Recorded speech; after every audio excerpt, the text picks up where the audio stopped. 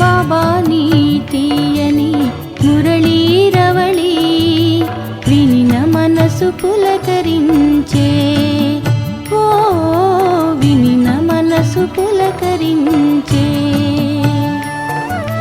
బాబా నీ తీయని మురళీరవళి వినిన మనసు పులకరించే, ఓ వినిన మనసు పులకరించే. రాసలీలలే ఆడి పాడి, రాసలీలలే ఆడి పాడి పరవశించి మనసు ఊయలుగే, ఓ పరవశించి మనసు ఊయలుగే. బాబా నీ తీయని మురళీ. ओम शांति। मीठे बच्चे, बाप नॉलेजफुल है, उन्हें जानी जाननहार कहना यह उल्टी महिमा है। बाप आते ही है तुम्हें पतित से पावन बनाने. మధురమైన పిల్లలు, బాబా నాలెడ్జ్ఫుల్, ఆయన్ని అన్నీ తెలిసినవాడు అనడం ఉల్టా మహిమ. బాబా వచ్చేది మిమ్మల్ని పతితుల నుండి పావనము చేయడానికి. ప్రశ్న: बाप के साथ साथ सबसे अधिक महिमा और किसकी है और कैसे?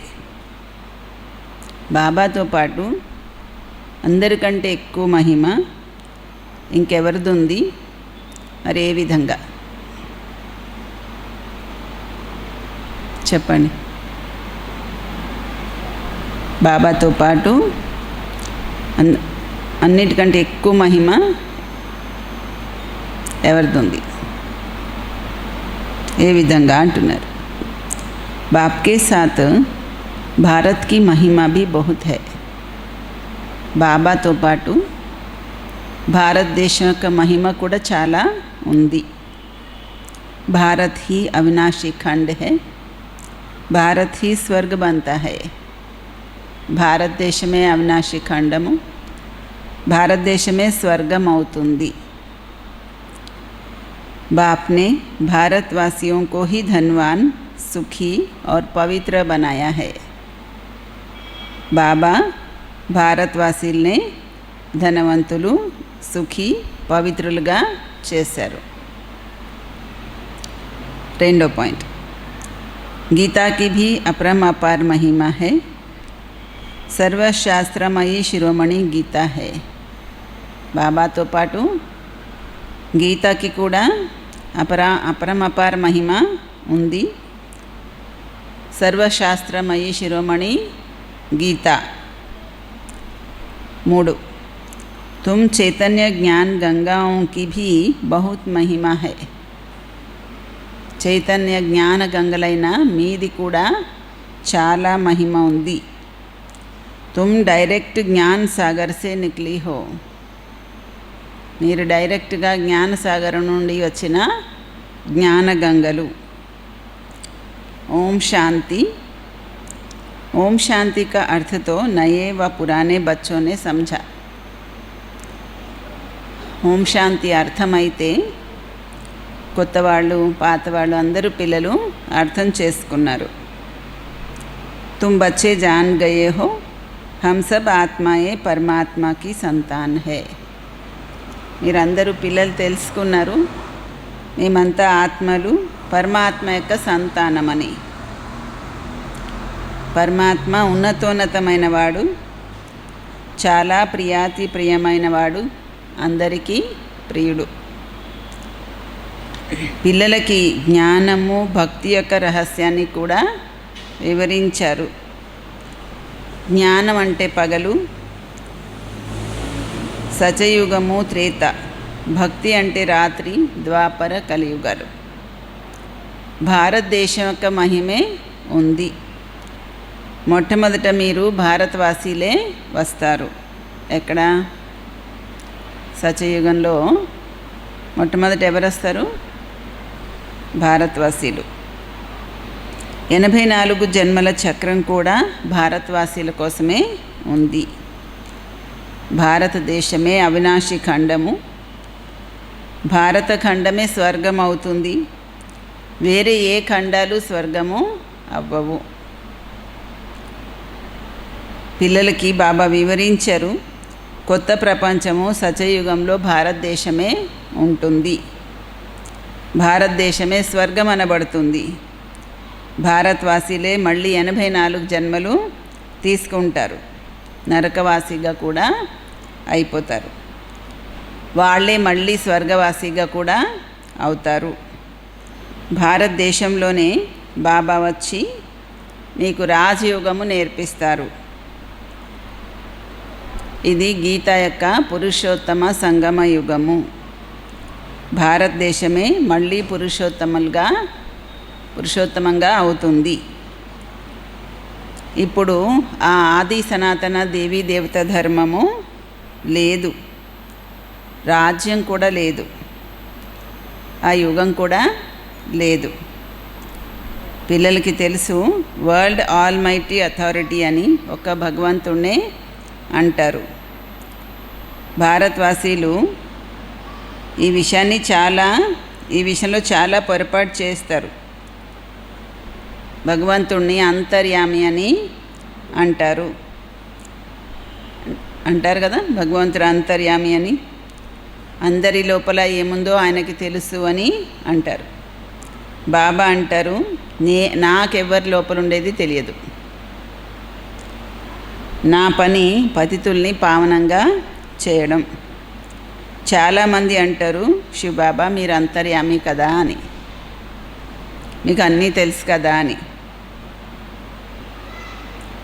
బాబా అంటారు, నేనేమీ అంతర్యామి కాదు, నాకెవరి మనసులో ఉండేది తెలియదు.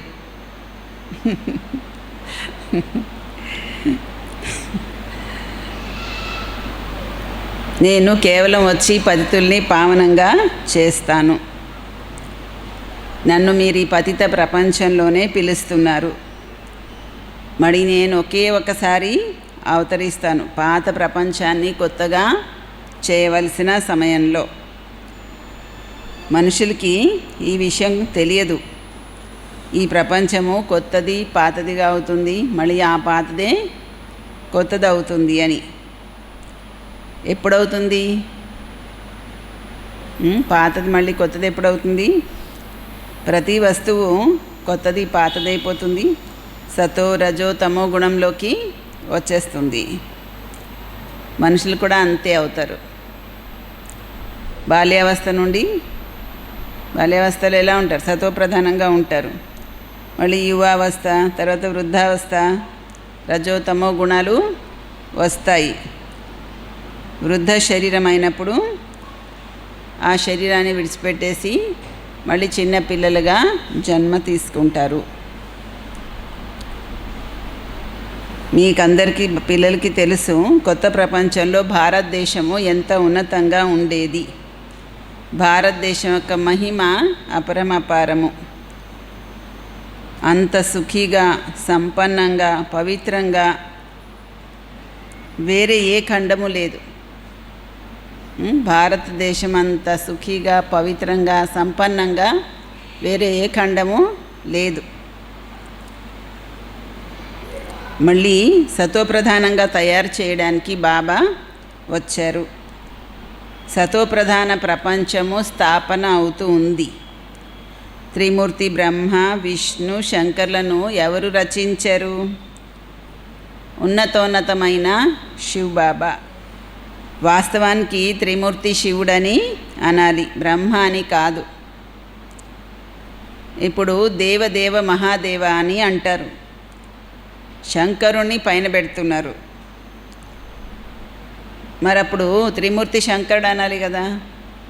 త్రిమూర్తి బ్రహ్మ అని ఎందుకు అంటున్నారు? ఓన్లీ శివుణ్ణి తీసి పక్కన పెట్టేశారు, ఓన్లీ త్రిమూర్తులనే చూపిస్తున్నారు. దేవదేవ మహాదేవ అని శంకరుని అంటున్నారు. మరి త్రిమూర్తి శంకర్ అనాలి, త్రిమూర్తి బ్రహ్మ అని ఎందుకు అంటున్నారు? శివుడు రచయిత, పరంపిత పరమాత్మ బ్రహ్మ ద్వారా స్థాపన చేస్తారు బ్రాహ్మణ ధర్మాన్ని. భక్తి మార్గంలో నాలెడ్జ్ఫుల్ అయిన బాబాని అన్నీ తెలిసినవాడని అంటారు. ఎవరంటారు? భక్తి మార్గంలో వాళ్ళు అంటారు. మనం అంటామా శివబాబా అన్నీ తెలిసినవాడు అంతర్యామి అని? మనం అన్నా ఆయన ఒప్పుకోరు. బాబా మీకు అన్నీ తెలుసు కదా అంటే నాకు ఏమీ తెలియదు పోండి అంటున్నారు బాబా. నాది ఆ పని కాదు, అందరి మనసులో ఉన్నది తెలుసుకోవడం నా పనల్లా పతితుల్ని పావనంగా చేయడమే, అందుకే నేను వస్తాను అంటున్నారు. ఆ మహిమ అర్ధరహితంగా ఉంది, అర్ధసహితంగా లేదు.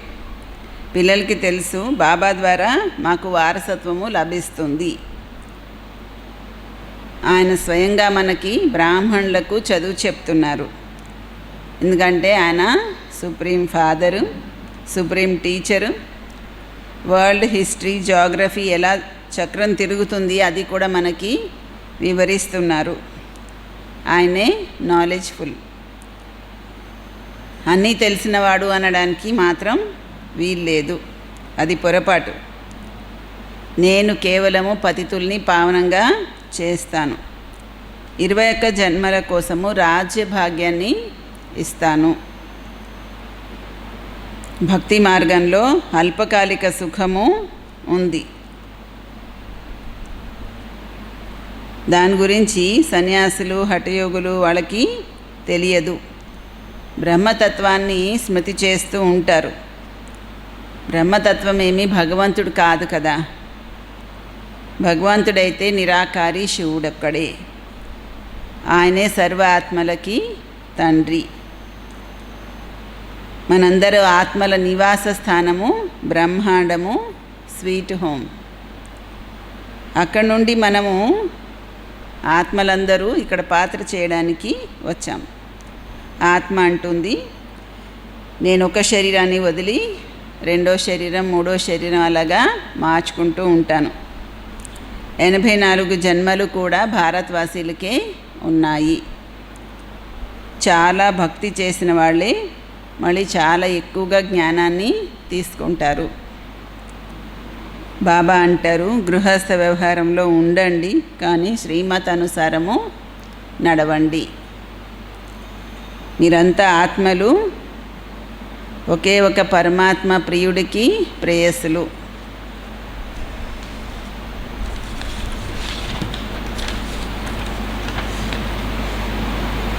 భక్తి మార్గం నుండి మొదలుకొని మీరు ఆయన్ని స్మృతి చేస్తూ వచ్చారు. ఆత్మ తన తండ్రిని స్మృతి చేస్తుంది. ఇది దుఃఖధామము. మనమంతా ఆత్మలు, అసలు శాంతిధామ నివాసులు. తర్వాత సుఖధామంలోకి వచ్చాం. మళ్ళీ మనమే 84 జన్మలు తీసుకున్నాము. హంసో సోహం, దీని అర్థము బాబా మనకి వివరించారు. వాళ్ళైతే ఏమంటారు భక్తులు? ఆత్మే పరమాత్మ, పరమాత్మే ఆత్మ అని అంటారు. హంసో సోహం అంటే అలా చెప్తారు. ఇప్పుడు బాబా వివరించారు మనమే దేవతలు, క్షత్రియులు, వైశ్యులు, శూద్రులు అయిపోయాం. ఇప్పుడు మళ్ళీ మనమే బ్రాహ్మణులయ్యాం, మళ్ళీ దేవతలుగా అవ్వడం కోసం. ఇది యథార్థమైన అర్థము. అక్కడ చెప్పేది పూర్తిగా రాంగ్. సచయుగంలో ఒకే ఒక దేవి దేవత ధర్మము, అద్వైత ధర్మం ఉండేది. తర్వాత మిగతా ధర్మాలన్నీ వచ్చే, అప్పుడు ద్వైతం అయిపోయింది. ద్వాపర యుగం నుంచి ఆసురి రావణ రాజ్యము మొదలవుతుంది. సచయుగంలో రావణ రాజ్యము లేనే లేదు. పంచవికారాలు కూడా ఉండవు. అది సంపూర్ణ నిర్వికారి ప్రపంచము. సీతారాముల్ని 14 కళలనే అంటారు. రాముడికి బాణాలు ఎందుకు చూపించారు? ఇది కూడా ఏ మనుషులకి తెలియదు. హింస అన్న మాట ఏమీ లేదు. రాముడి దగ్గర బాణాలు అవి ఉన్నాయి అంటే అర్థం హింస చేస్తాడని కాదు. మీరు గాడ్లీ స్టూడెంట్స్ కదా.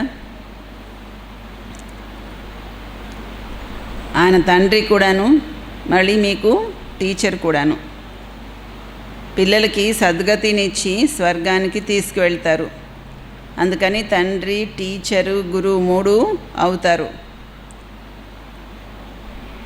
మీరు ఆయన పిల్లలు అయ్యారు కాబట్టి మీకు ఎంత ఖుషి ఉండాలి. ఎవరి పిల్లలు అయ్యారు? తండ్రి, టీచరు, సద్గురు అయినటువంటి పరమాత్మకి పిల్లలు అయ్యారు. అందుకని ఎంత ఖుషి ఉండాలి. మనుషులకైతే ఏమీ తెలియదు. రావణ రాజ్యంలో ఉన్నారు. ప్రతి సంవత్సరము రావణాసురుడిని కాలుస్తూ ఉంటారు. కానీ రావణాసురుడు ఎవరు అన్నది ఏమీ తెలియదు.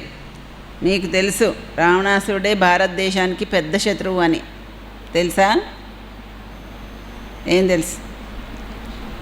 రావణాసురుడే భారతదేశానికి పెద్ద శత్రువు అని మీకు తెలుసు. ఈ జ్ఞానము పిల్లలకే నాలెడ్జ్ఫుల్ అయిన తండ్రి నుంచి లభిస్తుంది. ఆ తండ్రి జ్ఞానసాగరుడు, ఆనందసాగరుడు. జ్ఞానసాగరు నుండి మీరు మేఘాలు నింపుకొని వెళ్ళి వర్షిస్తారు. మీరు జ్ఞానగంగలు, మీది చాలా మహిమ ఉంది. బాబా అంటారు, నేను మిమ్మల్ని ఇప్పుడు పావనంగా చేయడానికి వచ్చాను. ఈ ఒక్క జన్మ పవిత్రులవ్వండి.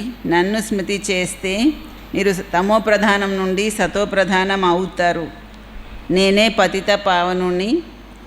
వీలైనంత వరకు స్మృతిని పెంచండి. ఏం చెప్తున్నారు?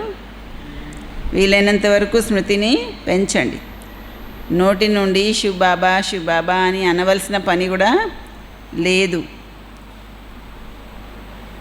ప్రేయసి ప్రియుణ్ణి స్మృతి చేస్తుంది కదా.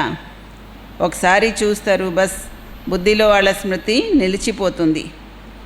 భక్తి మార్గంలో ఎవరే దేవతల్ని స్మృతి చేస్తే, పూజిస్తే వాళ్ళ సాక్షాత్కారము అవుతుంది. అది అల్పకాలికంగానే. భక్తి చేస్తూ చేస్తూ కిందకే దిగిపోతూ వచ్చారు. ఇప్పుడు మృత్యువు ఎదురుగా ఉంది.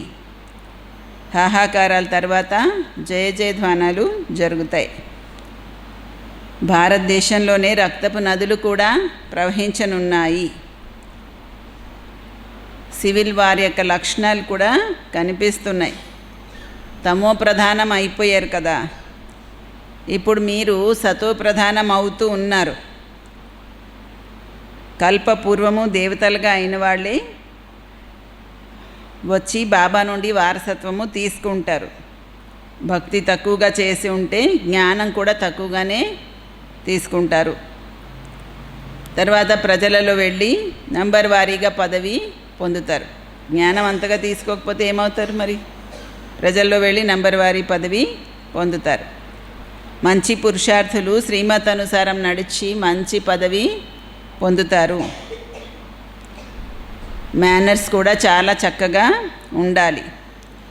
దైవీ గుణాలు కూడా ధారణ చెయ్యాలి. మరి అవి 21 జన్మలు నడుస్తాయి. ఏవి? ఇప్పుడు దైవీ గుణాలు ధారణ చేస్తే అవే 21 జన్మలు నడుస్తాయి. ఇప్పుడు అందరిలోనూ ఆసురి గుణాలు ఉన్నాయి. ఆసురి ప్రపంచము, పతిత ప్రపంచం ఉంది కదా. పిల్లలకి వరల్డ్ హిస్టరీ, జాగ్రఫీ కూడా వివరించారు బాబా. ఈ సమయంలో బాబా అంటారు, స్మృతిలో ఉండే శ్రమ చేస్తే సత్యమైన బంగారంగా అవుతారు. ఏ శ్రమ చేస్తే? బాబా స్మృతిలో ఉండే శ్రమ చేస్తే సత్యమైన బంగారంగా అవుతారు. సత్యయుగంలో గోల్డెన్ ఏజ్, సత్యమైన బంగారం. తర్వాత త్రేతాయుగంలో వెండి కల్తీ అవుతుంది, కళలు తగ్గిపోతాయి. ఇప్పుడైతే కళలేమీ లేవు. అలాంటి గతి వచ్చేసినప్పుడు బాబా వస్తారు. ఇదంతా డ్రామాలు ఇలాగే నిర్ణయమై ఉంది. ఎలాంటి గతి వచ్చినప్పుడు వస్తారు? ఏమీ కళలు లేకుండా తమోగుణంగా అయిపోయిన మనుషులందరూ అయిపోయినప్పుడు అప్పుడు శివబాబా వస్తారు. అదే డ్రామాలో ఉంది. ఈ రావణ రాజ్యంలో అందరూ తెలివి తక్కువగా అయిపోయారు. బేహద్ డ్రామాలో పాత్రధారులు అయి ఉండి డ్రామా యొక్క ఆది మధ్యాంత్యాన్ని కూడా తెలుసుకోరు. మీరంతా యాక్టర్స్ కదా, మీకు తెలుసు మేము ఇక్కడ పాత్ర చేయడానికి వచ్చాము అని. కానీ పాత్రధారి అయి ఉండి ఏమీ తెలియదు. అందుకే బేహద్ తండ్రి అంటున్నారు, మీరు ఎంత తెలివి తక్కువ అయిపోయారు, నేను మిమ్మల్ని తెలివైన వజ్రాల్లాగా చేస్తున్నాను. అలా చేస్తున్నారు, తెలివిగల వారుగా వజ్రాల్లాగా చేస్తున్నారు. మళ్ళీ రావణాసుడు గుడ్డి గవలాగా చేసేస్తాడు. నేను వచ్చి అందరినీ నా వెంట తీసుకువెళ్తాను, ఈ పతిత ప్రపంచం అప్పుడు వినాశనం అయిపోతుంది, దోమల గుంపుల్లాగా అందరినీ తీసుకువెళ్తాను, మీ లక్ష్యము మీ ఎదురుగా ఉంది, ఈ విధంగా మీరు తయారవ్వాలి, అప్పుడే స్వర్గవాసిగా అవుతారు అని చెప్తారు బాబా. మీరు బ్రహ్మ కుమారులు ఈ పురుషార్థం చేస్తున్నారు. మనుషుల బుద్ధి తమో ప్రధానంగా ఉంది, అందుకే అర్థం చేసుకోరు. ఇంతమంది బీకేలు ఉన్నారు అంటే తప్పకుండా ప్రజాపిత బ్రహ్మ కూడా ఉంటారు కదా. బ్రాహ్మణులు అంటే పిలక, బ్రాహ్మణులే మళ్ళీ దేవతలు అవుతారు. చిత్రాలలో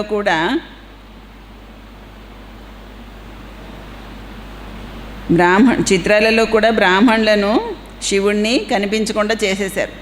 ఏ చిత్రంలో? విరాట్ రూపంలో బ్రాహ్మణులను శివుణ్ణి కనిపించకుండా చేశారు. మీరు బ్రాహ్మణులు ఇప్పుడు భారతదేశాన్ని స్వర్గంగా తయారు చేస్తున్నారు. अच्छा मीठे मीठे सिक्किलदे बच्चों प्रति माता पिता बाप दादा का याद प्यार और गुड मॉर्निंग. रूहानी बाप की रूहानी बच्चों को नमस्ते. मीठे मीठे रूहानी बाप दादा को रूहानी बच्चों की याद प्यार गुड मॉर्निंग और नमस्ते. धारणा पॉइंट्स. ఉన్నత పదవి పొందడానికి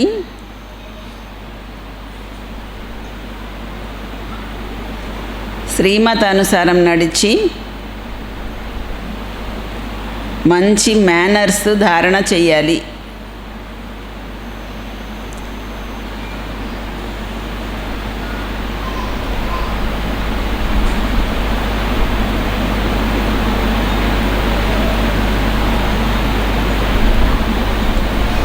రెండో పాయింట్, సత్యమైన ప్రేయసి అయ్యే ఒకే ఒక ప్రియుణ్ణి స్మృతి చేయాలి. వీలైనంత వరకు స్మృతి యొక్క అభ్యాసము పెంచుతూ ఉండాలి.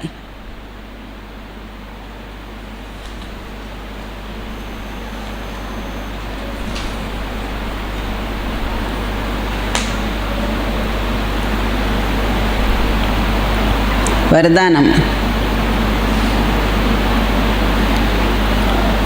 స్థూల దేశము శరీరం యొక్క స్మృతి నుండి దూరంగా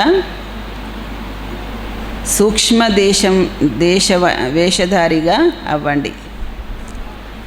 స్థూల దేహము శరీరం యొక్క స్మృతికి దూరంగా సూక్ష్మ దేశంలోని వేషధారిగా అవ్వండి.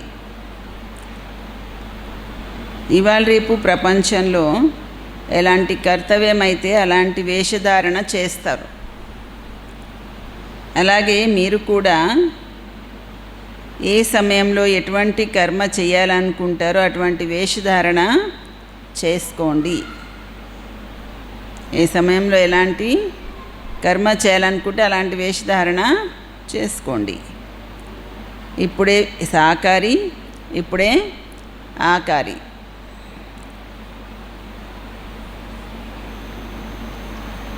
అలాగా బహురూపి అయిపోతే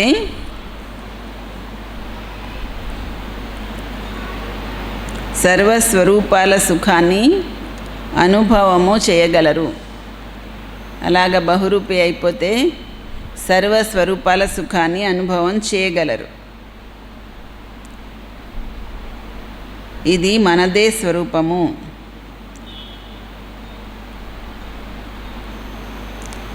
ఇతరుల డ్రెస్ మనకి నప్పినా నప్పకపోయినా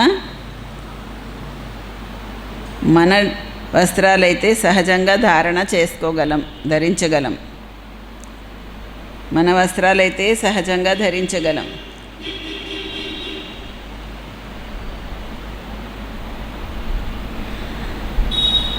అందుకే ఈ వరదానాన్ని ప్రాక్టికల్ అభ్యాసంలోకి తెస్తే అవ్యక్త మిలనం యొక్క విచిత్ర అనుభవాలు చేసుకోగలరు.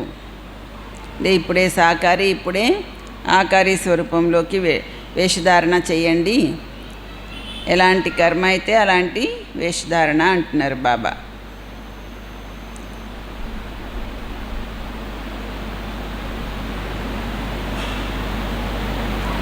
మరి ఆకారి స్వరూపం కూడా మనదే, సాకారి స్వరూపం కూడా మనదే కదా. సాకారి స్వరూపం మనదేని ఎవరు చెప్పనవసరం లేదు. కానీ ఆకారి ఫరిష్తా స్వరూపము అది మనదే, మనకు నిశ్చయం ఉండాలి.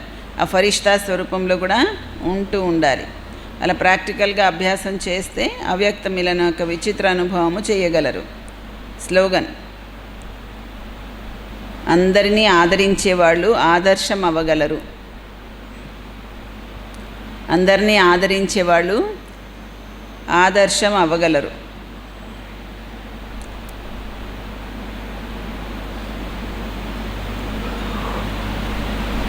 గౌరవం ఇస్తే గౌరవం దొరుకుతుంది.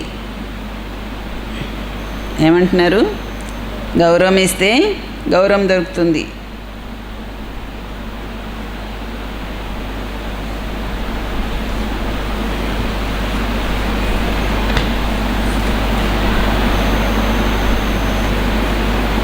మా అమ్మ క్లాస్ ఒకటి ఉంది.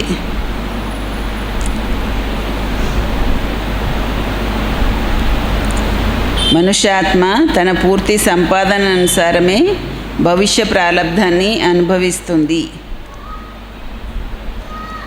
చూడండి, చాలామంది మనుషులు ఏమనుకుంటారంటే మా పూర్వజన్మలలో చేసిన మంచి సంపాదన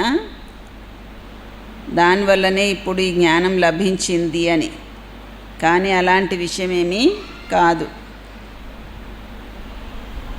పూర్వజన్మ కా అచ్చా ఫల్ హై యహ తో హమ్ జాన్తే హై.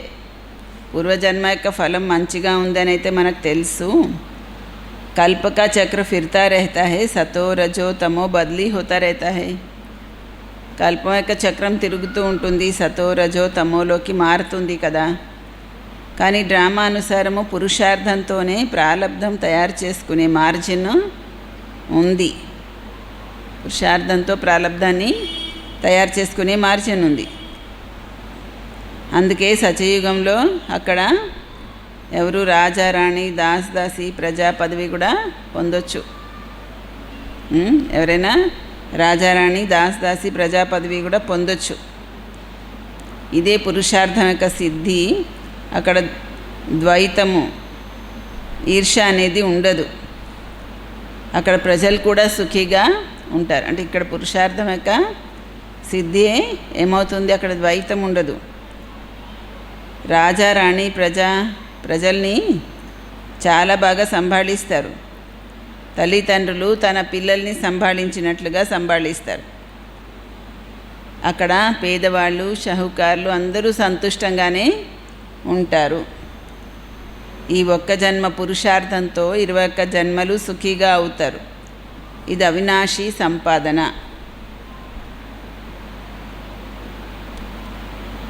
ఈ అవినాశీ సంపాదనతో, అవినాశీ జ్ఞానంతో పొందేటువంటి అవినాశీ పదవి. ఇప్పుడు మనము సతయుగి ప్రపంచంలోకి వెళ్తున్నాము. ఇప్పుడు ప్రాక్టికల్గా ఆట నడుస్తూ ఉంది. ఇక్కడ ఏం చూమంత్రం అలాంటి విషయాలు లేవు.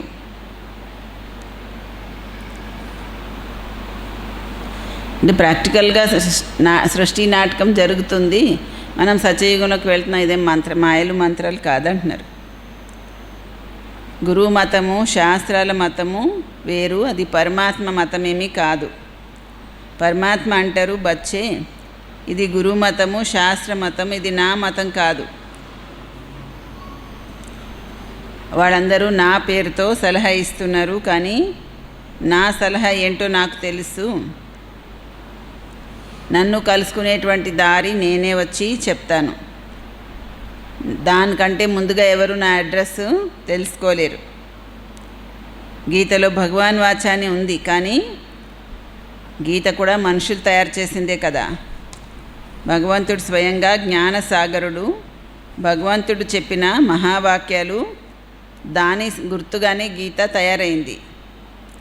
ఈ విద్వాంసులు, పండితులు, ఆచార్యులు అంటారు పరమాత్మ సంస్కృతంలో మహావాక్యాలు ఉచ్చారణ చేశారు అని.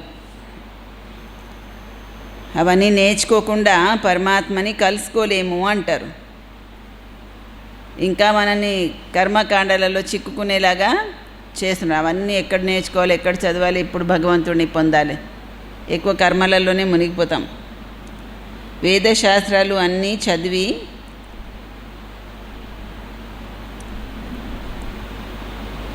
మెట్లు ఎక్కితే కనుక మరి అంతే దిగవలసి కూడా వస్తుంది. అంటే వాటన్ని వేదశాస్త్రాలన్నీ చదివి మెట్లు ఎక్కితే వాటన్నిటినీ దిగవలసే ఉంటుంది అని చదివిన వాటన్నిటినీ కూడా మర్చిపోయి ఒకే ఒక పరమాత్మతో బుద్ధియోగము జోడించాలి. ఎందుకంటే పరమాత్మ స్పష్టంగా చెప్తున్నారు, ఈ కర్మకాండలు, వేదాలు, శాస్త్రాలు చదవడం వల్ల నన్నెవరు పొందలేరు అని. చూడండి, ధ్రువుడు, ప్రహ్లాదుడు, మీరా వీళ్ళంతా ఏం శాస్త్రాలు చదివారు? ఇక్కడైతే చదువుకున్నవన్నీ మర్చిపోవాలి కదా. ఇక్కడ వచ్చి ఏం చేయాలి? ఇంతవరకు ఏం చదివారో అన్నీ మర్చిపోవాలి. అర్జునుడు చదువుకున్నాడు, కానీ ఆయన కూడా అన్నీ మర్చిపోవలసే వచ్చింది కదా. భగవంతుడు స్పష్టంగా మహావాక్యాలు చెప్తున్నారు. శ్వాస శ్వాసలో నన్నే స్మృతి చెయ్యండి, దీనికోసము ఏమీ చేయవలసిన అవసరము లేదు. ఈ జ్ఞానం తెలియనంత వరకు భక్తి మార్గమే నడుస్తూ ఉంటుంది. కానీ జ్ఞానదీపం వెలిగినప్పుడు కర్మకాండలన్నీ వదిలిపోతాయి. ఎందుకంటే కర్మకాండలు చేస్తూ చేస్తూ శరీరం కానీ విడిచిపెట్టేస్తే లాభం ఏమొస్తుంది? ప్రాలబ్ధమైతే ఏమీ తయారవ్వదు. కర్మబంధనాలు లెక్కాచారాల ప్రకారం అయితే ముక్తి రాదు కదా. కర్మకాండలు చేస్తూ శరీరం వదిలిపెట్టేస్తే అందరూ అనుకుంటారు అబద్ధం చెప్పకుండా, దొంగతనం చేయకుండా, ఎవరిని దుఃఖపెట్టకుండా ఉంటే అది చాలా మంచి కర్మలు అని. కానీ అక్కడ సదాకాలికంగా కర్మల యొక్క బంధన నుంచి విముక్తి అవ్వాలి. మనం ఏం చేయాలి? సదాకాలికంగా కర్మల యొక్క బంధన నుండి విముక్తి అవ్వాలి. వికర్మల యొక్క జడాన్ని కూడా తొలగించాలి, మూలాన్ని కూడా. మనమైతే ఇప్పుడు కోరుకుంటున్నాము,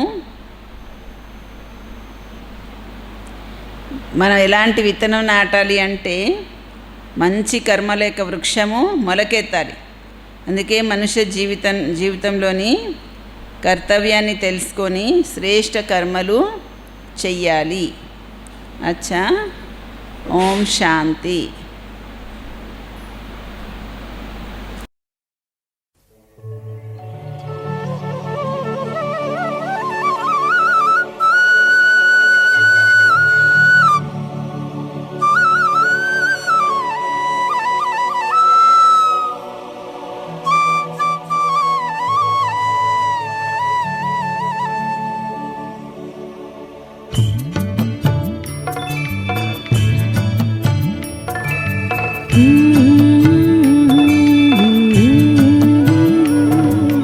బాబా నీ తీయని మురళీరవళి వినిన మనసు పులకరించే, ఓ వినిన మనసు పులకరించే. బాబా నీ తీయని మురళీరవళి వినిన మనసు పులకరించే, ఓ వినిన మనసు పులకరించే. రాసలీలలే ఆడి పాడి, రాసలీలలే ఆడి పాడి పరవశించి మనసు ఊయలుగే, ఓ పరవశించి మనసు ఊయలుగే. బాబా నీ తీయని మురళీరవళి వినిన మనసు పులకరించే, ఓ వినిన మనసు పులకరించే.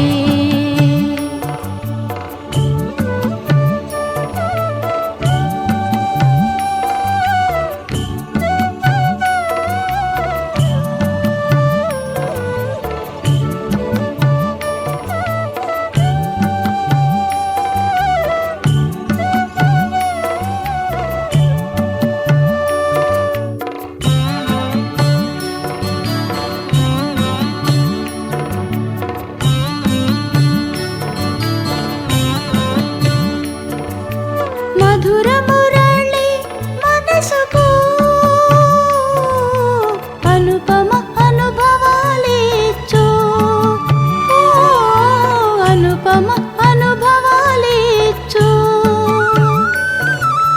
జ్ఞానామృతమే సేవించగా జీవితమే వెలుగొందే జీవితమే వెలుగొందే నీ మురళి రసరాగిణిలో అతీంద్రియానందముందే ఓ అతీంద్రియానందముందే బాబా నీ తీయని మురళీరవళి విన్న మనసు పులకరించే ఓ విన్న మనసు పులకరించే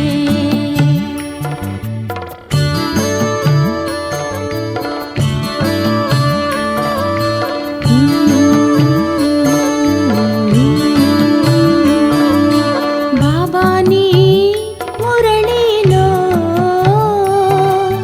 ప్రేమ సుధలు ప్రవహించే ఎగిరి ఆలోకమునకు రమ్మని మధుర ధ్వనులే పలికే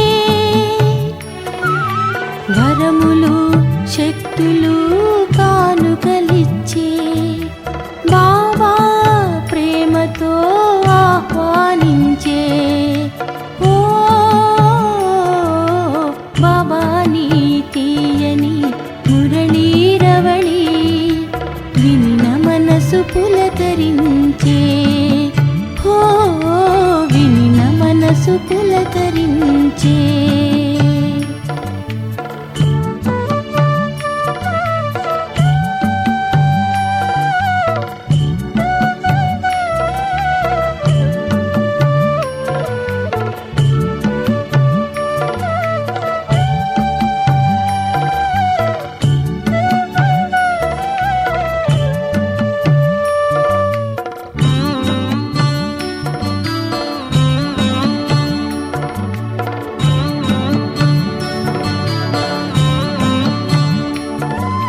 జ్ఞానవాణి ప్రభవించి మదిలో ఆశా జ్యోతులు వెలిగే ఓ ఆశా జ్యోతులు వెలిగే చీకటి నశించే మనుగడలో నవోదయం విరాజిల్లే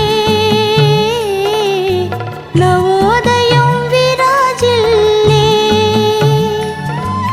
ప్రియ బాబా పిల్లలను ప్రియమార పిలచి మధురవాణితో తీర్చిదిద్దే మధురవాణితో తీర్చిదిద్దే బాబా నీ తీయని మురళీరవళి వినిన మనసు పులకరించే ఓ వినిన మనసు పులకరించే వినిన మనసు పులకరించే ఓ వినిన మనసు పులకరించే